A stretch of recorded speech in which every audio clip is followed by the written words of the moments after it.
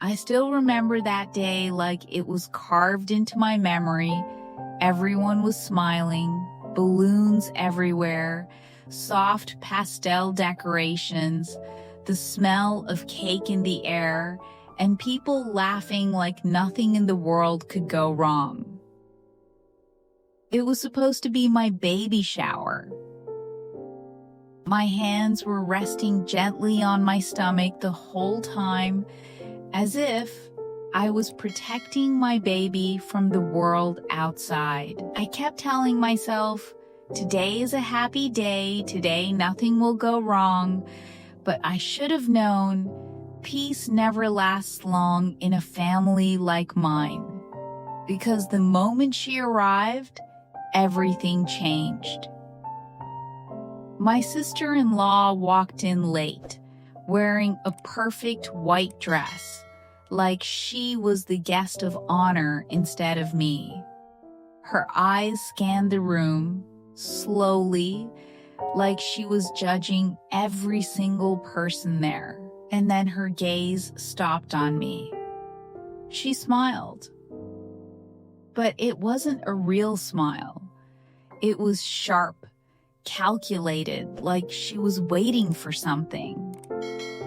I felt a strange chill in my chest, but I ignored it.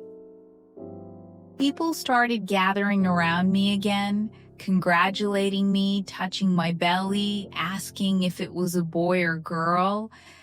Everything felt normal again for a few minutes, until she spoke.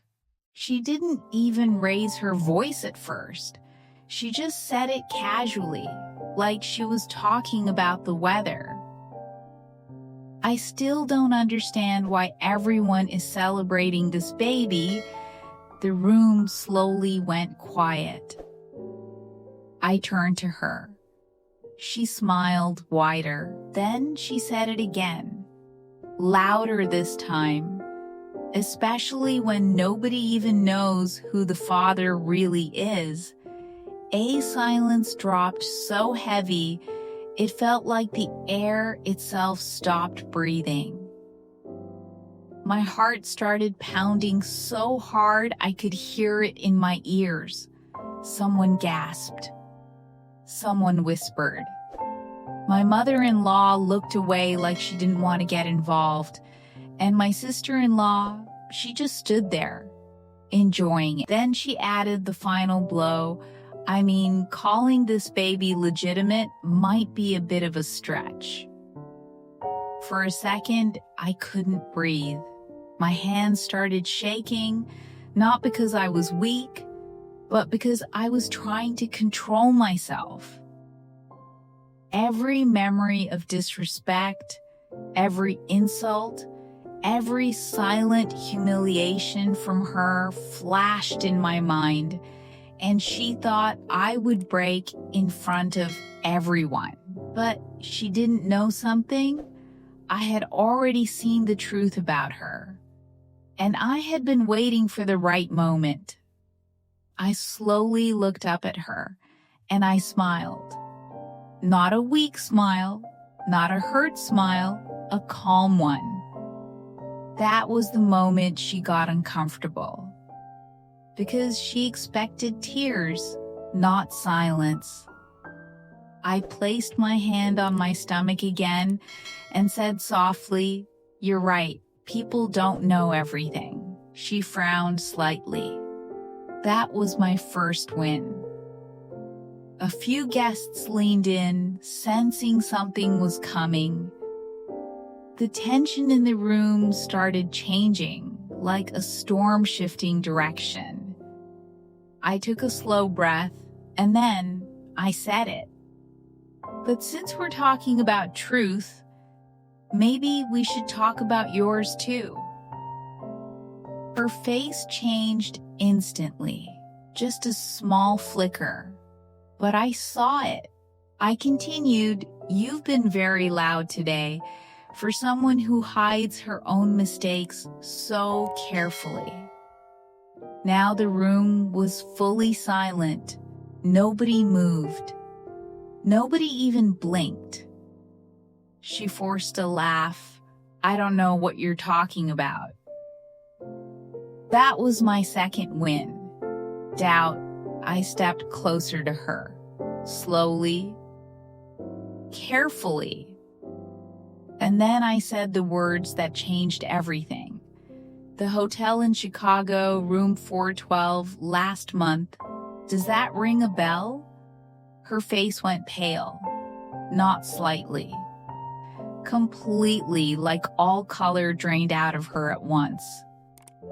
The room reacted immediately. People started whispering. I continued, "You told everyone you were visiting your friend, right?" A pause. Funny thing is, I have receipts and messages that say otherwise.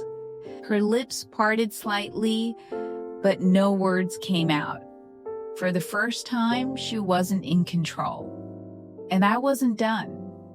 I looked at her, still calm, still quiet, and said, "The same way you tried to destroy my moment today, I could have destroyed your marriage a long time ago." Gasps filled the room. Someone dropped a spoon. Someone said, "Oh my God," and she finally snapped, "Stop." Her voice cracked, but I didn't stop. Because she had humiliated me in front of everyone, and now the truth was finally breathing. I turned slightly toward the guests and said gently, "I didn't want to ruin this day. I really didn't." Soft pause, but I also didn't want to be the only one standing here being attacked for no reason. Silence again, then I added the final line. The one that ended it all, "So if you're going to question my child, I think it's only fair we question your secrets too." She looked around the room, desperate now, searching for someone to save her. But no one did, not even her own family. Because truth has a strange way of changing who stands with you. Her voice dropped, "Please don't do this," and for a moment, I almost felt bad.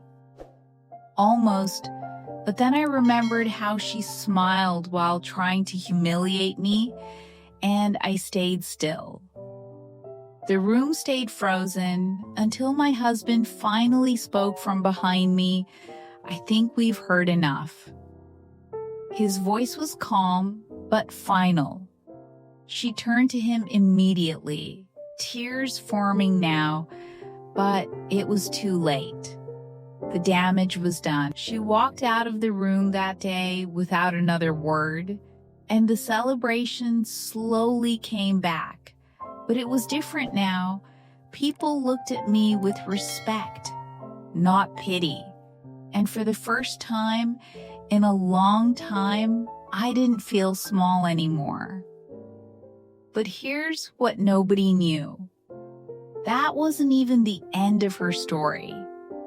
Because when someone tries to bury your truth, they usually end up digging their own grave. And I learned something that day. Silence protects lies, but truth, even when it hurts, always finds its moment to speak. If you stayed until the end of this story, just know this. Never let anyone use your silence as permission to disrespect you. Because sometimes the quietest people are the ones holding the loudest truth. And if you want to hear what happened after that day, you might want to subscribe, because the real aftermath was even more shocking than the truth I revealed today.